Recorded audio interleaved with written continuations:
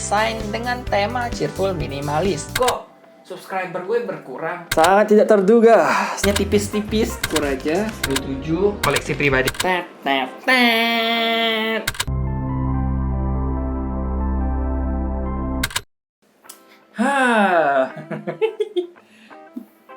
Halo Book Lovers, balik lagi bersama gue Rio. Kita akan membahas buku ini.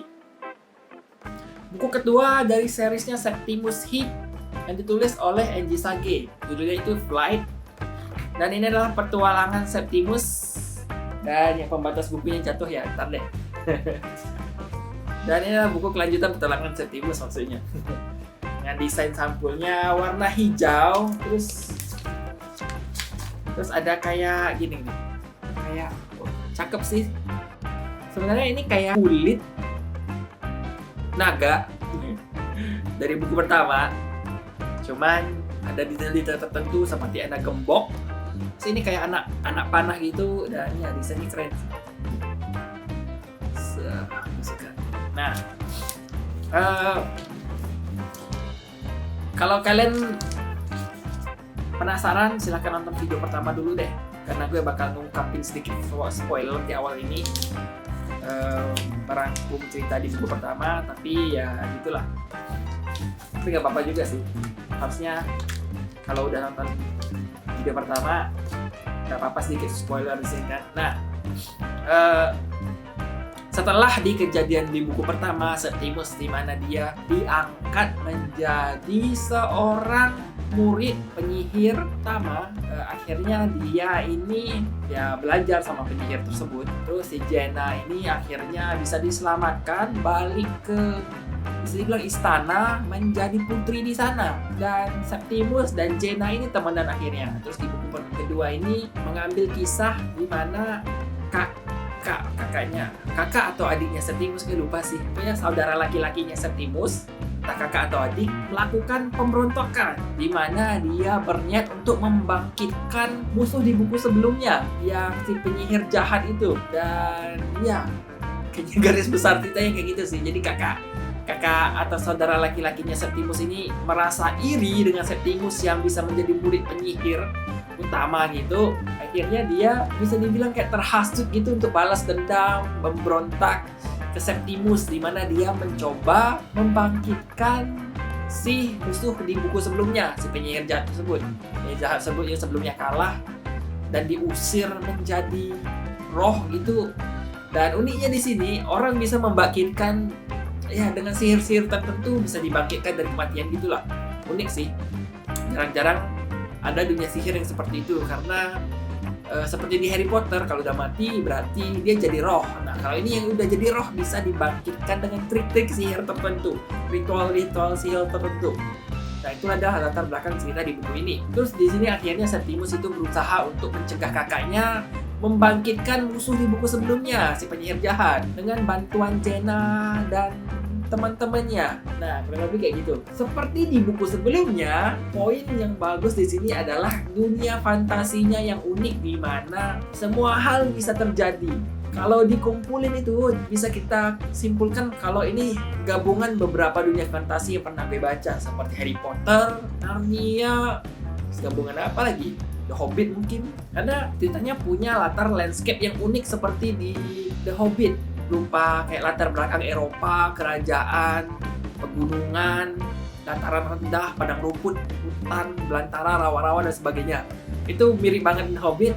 Terus ada sihir seperti yang ada di Harry Potter. Terus ada makhluk-makhluk ajaib, naga dan sebagainya seperti di Narnia, dan monster-monster jahat juga seperti di Narnia. Makhluk-makhluk atau hewan-hewan yang bisa bicara juga. Nah, itu uniknya di buku ini. Kayak gabungan beberapa dunia fantasi sekaligus dikemas dalam satu buku. Itu keren banget sih. Terus karakternya gue juga suka, terutama karakter si Septimus yang egois gitu, tapi baik sebenarnya.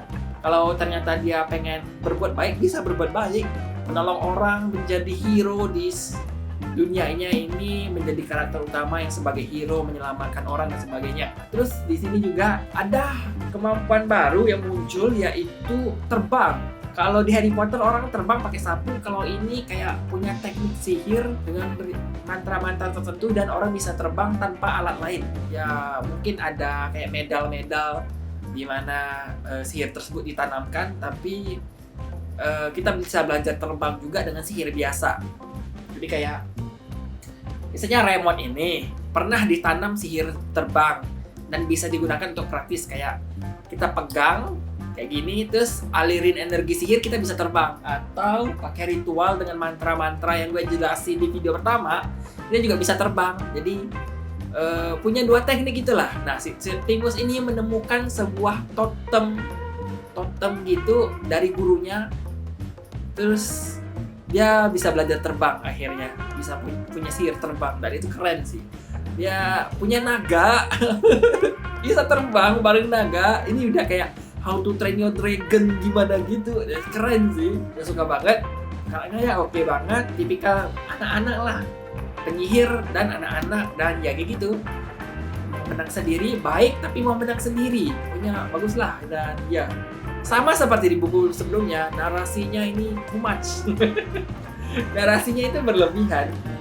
Gue semenjak buku pertama itu gue udah sadar kalau gaya penulisan Anji Sage ini menuliskan narasi latar cerita yang agak berlebihan. Tapi kalau kita udah kayak baca dan malah itu menyenangkan karena kita bisa menemukan detail-detail latar cerita yang lebih bagus, walaupun minim dialog, minim interaksi dengan karakter, kayak percakapannya minim karena diisi dengan narasi-narasi kayak lingkungan sekitar, deskripsi karakter, deskripsi pakaian, deskripsi ini, narasi itu. Tapi tetap kita bisa mengerti alur ceritanya gimana. Dan kayaknya Anji Sage memang punya gaya penulisan kayak gitu, dan gue cukup suka sih. Walaupun awal-awal sebagian orang mungkin nggak akan terbiasa, tapi setelah kayak diikutin beberapa bab, kalian bakal menyukai ceritanya karena ceritanya memang bagus ya, kesampingkan dari gaya tulisannya gitu.